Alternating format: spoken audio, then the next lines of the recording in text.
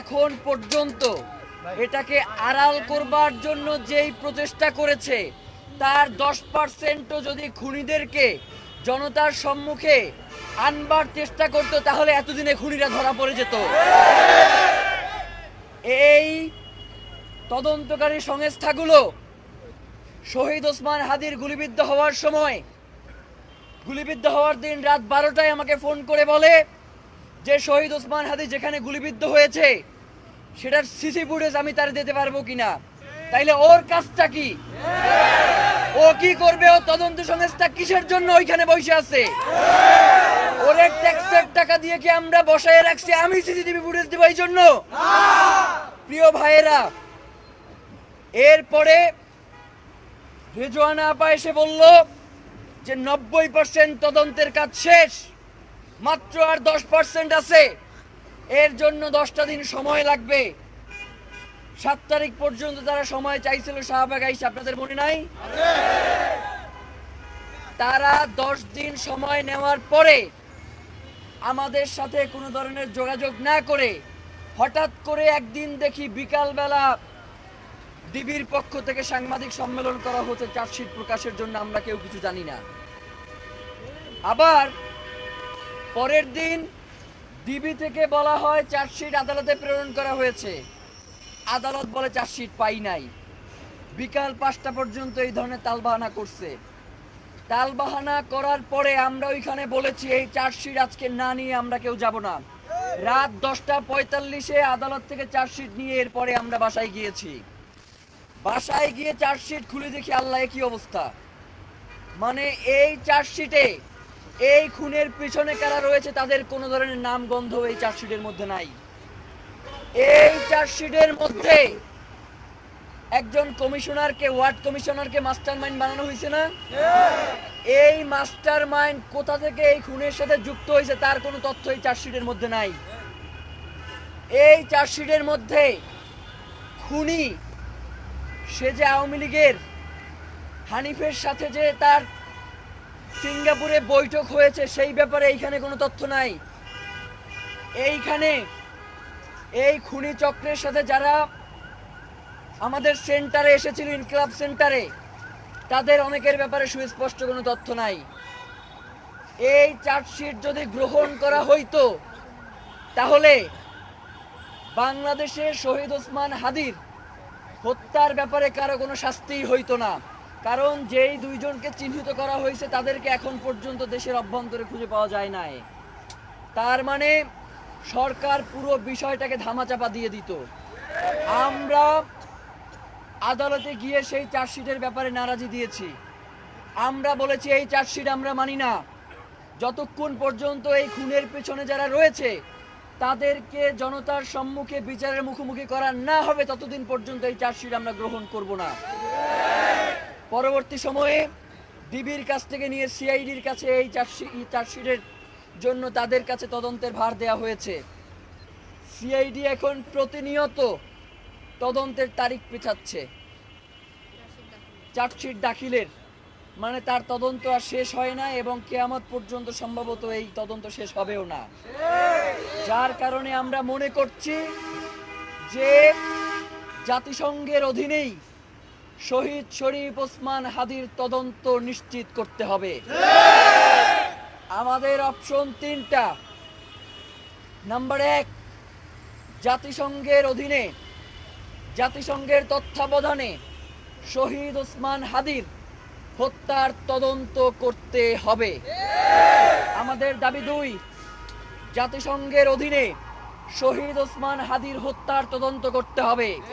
আমাদের দাবি 3, জাতিসংঘের অধীনেই শহীদ ওসমান হাদির হত্যার তদন্ত করতে হবে। এর বাইরে আমাদের কোনো দাবি নাই। প্রিয় ভাইয়েরা, এই যে এতক্ষণ ধরে শহীদ ওসমান হাদির স্ত্রী, যিনি জীবিত থাকা অবস্থায় কোনোদিন তার স্ত্রীকে বাহিরে নিয়ে আসেন নাই, তার স্ত্রীও কোনোদিন বাহিরে বের হওয়ার প্রয়োজন বোধ করেন নাই। আজকে বিকাল 4টা, এখন বাজে কয়টা? এখন 12টা পার হয়ে গেছে। 8 ঘন্টা ধরে এই শীতের মধ্যে শহীদ ওসমান হাদির স্ত্রী যমুনার সামনে বসে আছে একটা পিয়ন বের হয়েও তাকে সম্মান জানানোর প্রয়োজন মনে করে নাই। তার সন্তান 11 মাস বয়স, দুধের বাচ্চা, বাসায় বসে কান্নাকাটি করছে। সে এখনো বুকের দুধ খায়। যারা এখানে মা আছেন আপনারা বুঝবেন যে সন্তান ছাড়া একটা মা দুধের বাচ্চা কিভাবে দূরে থাকে। 2 ঘন্টা তার শিশু সন্তানকে গেটের বাইরে দাঁড় করায় রাখা হয়েছে, ভিতরে ঢুকতে দেওয়া হয় নাই। প্রিয় ভাইয়েরা, আপনাদেরকে একটা কথা বলি।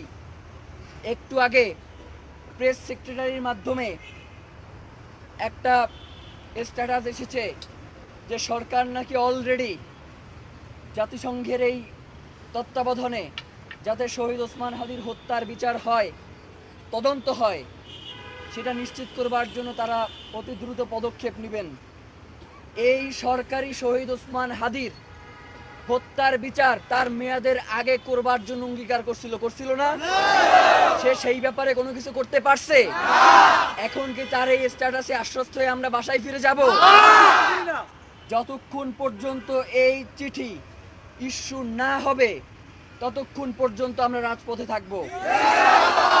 একটা মিডিয়াকে ভেতরে ঢুকতে দেয়া হচ্ছে না, মিডিয়াগুলোকে ভেতরে ঢুকতে দেয়া হচ্ছে না, এবং ভিতরে কোনো ধরনের খাবার পানীয় প্রবেশ করতে দেয়া হচ্ছে না। 8 ঘন্টা ধরে আমরা এক ফোঁটা কেউ পানি খাই নাই। 8 ঘন্টা ধরে ওইখানে বসে চিল্লাচ্ছি, 1 ঘন্টা পানি আমাদের কাছে পৌঁছানো হয় নাই। প্রিয় ভাইয়েরা, একটা কথা বলি, এইখানে তো দিল্লির ওই হাসিনা বইসা নাই, এইখানে তো আপনার আমার সরকার বইসে আছে। কথা বলে তাইলে সেই সরকার শহীদ ওসমান হাদিকে রক্ষা করতে পারে নাই, তার বিচারটা এখন পর্যন্ত শুরু করতে পারে নাই, তার স্ত্রীকে 8 ঘন্টা ধরে পানি না খাইয়া ওইখানে বসাই রাখছে রাস্তার মধ্যে। প্রিয় ভাইয়েরা, এই ইন্টারিম আবার নাকি খুব সুন্দর একটা নির্বাচন আপনাদেরকে 12 তারিখ উপহার দিতে চাইতেছে। আমরা তো চাই বাংলাদেশের জনগণ বিগত 17 বছর ধরে তার যে অধিকার, ভোট দেওয়ার অধিকার থেকে বাংলাদেশের জনগণকে দূরে সরিয়ে রাখা হয়েছিল। ভোট দিতে গেলে এই বাংলাদেশের মা বোনদেরকে গণধর্ষণের শিকার হইতে হয়েছিল, ভাইদেরকে পঙ্গু করা হয়েছে, গুম করা হয়েছে, খুন করা হয়েছে। যার কারণে আমরাও জানি বর্তমানে বাংলাদেশের জন্য নির্বাচন অত্যন্ত গুরুত্বপূর্ণ। কিন্তু আমরা দেখতে পাচ্ছি বিভিন্ন রাজনৈতিক দলের ছাত্রী অ্যাক্টিভিস্ট, এরা কোনো জাতের না, এরা ছাত্রীর বাইরে এদের কোনো সংজ্ঞায়ন নাই। এই ছাত্রী অ্যাক্টিভিস্টগুলো নাকি বলবার চেষ্টা করতেছে আমরা নাকি নির্বাচন বানচাল করবার জন্য রাজপথে নেমে এসেছি। শহীদ ওসমান হাদি যখন গুলিবিদ্ধ হয় তখন এই শুয়ারের বাচ্চাগুলো বলেছে শহীদ ওসমান হাদি নাটক করতেছে। গুলিবিদ্ধ হওয়ার পর বলতেছে শহীদ ওসমান হাদি নিজে নাকি ভাড়া করে এই গুলি চালিয়েছে। এরপরে যখন শহীদ ওসমান হাদি শাহাদাত বরণ করেছে, তখন যখন মানুষ রাজপথে নেমে এসেছে, তখন সে বলেছে কোনো একটা রাজনৈতিক দলের মাধ্যমে রাজপথে মব সৃষ্টি করা হচ্ছে। এরপরে যখন এখন পর্যন্ত 55 দিন ধরে এই বিচারিক প্রক্রিয়া কিভাবে সামনের দিকে এগিয়ে যাবে সেই ব্যাপারে কোনো সুস্পষ্ট বার্তা নেই। আজকে যখন আমরা অল্প কয়েকটা মানুষ খুবই সুনির্দিষ্ট একটা দাবি নিয়ে এখানে এসে উপস্থিত হয়েছি, তখন এই হারামির বাচ্চাগুলা বলে আমরা নাকি একটা নির্বাচন বানচাল করবার জন্য রাস্তায় নেমে এসেছি। প্রিয় ভাইয়েরা, একটা কথা বলি, ওরা যদি এই ধরনের কথা বারংবার বলে যায় এবং ওদের নেতারা যদি ওদের মুখের লাগাম টেনে না ধরে, তাহলে প্রথমত হচ্ছে আমরা মনে করব এই খুনের পিছনে ওদের নেতাদের হাত রয়েছে। কারণ নয়তো শহীদ ওসমান হাদির গুলিবিদ্ধ হওয়ার পর থেকে যাতে এইটার বিচার না হয় তার কারণে জনে জনে আমাদেরকে বাধা দিচ্ছে। প্রিয় ভাইয়েরা, ওদের নেতারা যদি ওদের মুখের লাগাম টেনে না ধরে, তাহলে আমরা ওদের জিহ্বা টেনে ছেড়ে ফেলব। ওরা যদি মনে করে যে বাংলাদেশের ওরা রাষ্ট্র ক্ষমতায় চলে গিয়েছে, 12 তারিখ এই দেশের জনগণ বুঝিয়ে দেবে রাষ্ট্র ক্ষমতায় কারা আসবে। ইনসাফের পক্ষে, আজাদির পক্ষে, শহীদ ওসমান হাদির হত্যার সুষ্ঠু বিচারের পক্ষে যারা দাঁড়াবে আমরা তাদেরকেই ভোট দেব। এর বাইরে কোন ছাত্রীদেরকে আমরা ভোট দিয়ে প্রিয় ভাইয়েরা, নির্বাচন 12 তারিখই হইতে হবে, নির্বাচন 12 তারিখই হইতে হবে। কিন্তু নির্বাচন যে 12 তারিখ হবে, সেই নির্বাচনকে আমরা করব না রাষ্ট্র করবে এই নির্বাচনের ব্যবস্থা? তার মানে কি নির্বাচনের জন্য আমি আমার ভাই হত্যার বিচার চাইতে পারবো না?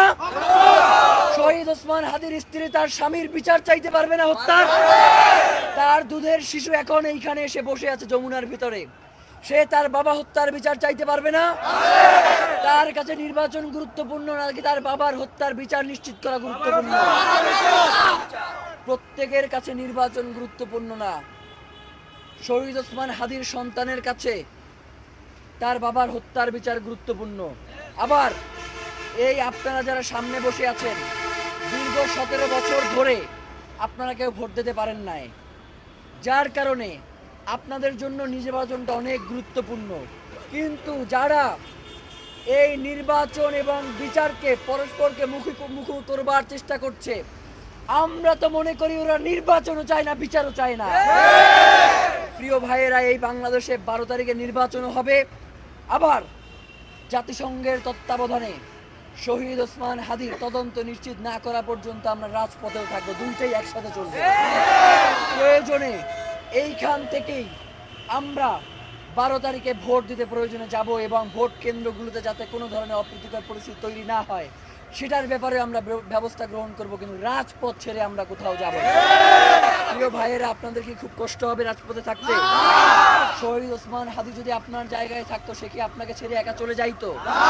যার কারণে যেহেতু আপনারা শহীদ ওসমান হাদির ভাই, শহীদ ওসমান হাদির বোনরা এখানে বসে আছেন, আমরা তো মনে করি আমরাও যদি চলে যাই আপনারা চলে যাবেন না, এতটুকু বিশ্বাস আমাদের আপনাদের প্রতি আছে। প্রিয় ভাইয়েরা, আমরা আপনাদের সাথে কথা না বলে কোথাও যাব না। আমরা শুধু এইটুকু জানানোর জন্য এতদূর পর্যন্ত আপনাদের কাছে আসছি, যাতে আপনারা কোনো বিভ্রান্তির মধ্যে না থাকেন। সরকারকে সুস্পষ্টভাবে, মানে অতি দ্রুত না, সুস্পষ্টভাবে বলতে হবে যে আগামীকাল অথবা আজকে এই সময়ের মধ্যে আমি জাতিসংঘকে চিঠি পাঠাবো, এবং চিঠি পাঠানোর ক্ষেত্রেও ব্যাপার আছে।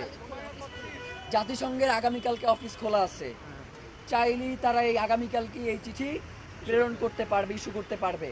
এখন এইখানে একটা ব্যাপার আছে, বর্তমান প্রধান উপদেষ্টাকে জাতিসংঘের মানবাধিকার যেই কমিশন রয়েছে সেটাতে একটা চিঠি ইস্যু করতে হবে, এবং সেখানে স্পষ্ট করে তিনি লিখে দিবেন যে শহীদ ওসমান হাদির হত্যার বিচার করবার জন্য বাংলাদেশ বিচারের সাথে বাংলাদেশের নিরাপত্তা ইস্যু জড়িত রয়েছে, বাংলাদেশের শান্তি শৃঙ্খলা জড়িত রয়েছে, বাংলাদেশের আগামী দিনের যে নির্বাচন, স্বাধীনতা, সার্বভৌমত্ব এবং নির্বাচন, এই প্রত্যেকটা অঙ্গাঙ্গিভাবে জড়িয়ে আছে।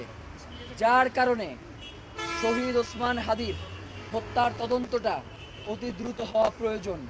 এবং এর জন্য যেহেতু এই ঘটনা এখন আর দেশের মধ্যে নাই, সরকারের পক্ষেই তো বারংবার বলা হয়েছে খুনিরা দেশে নাই, বলছে না? যেহেতু খুনিরা দেশের মধ্যে নাই, যার কারণে এটা অলরেডি এটা ইন্টারন্যাশনাল ইস্যুতে পরিণত হয়ে গেছে।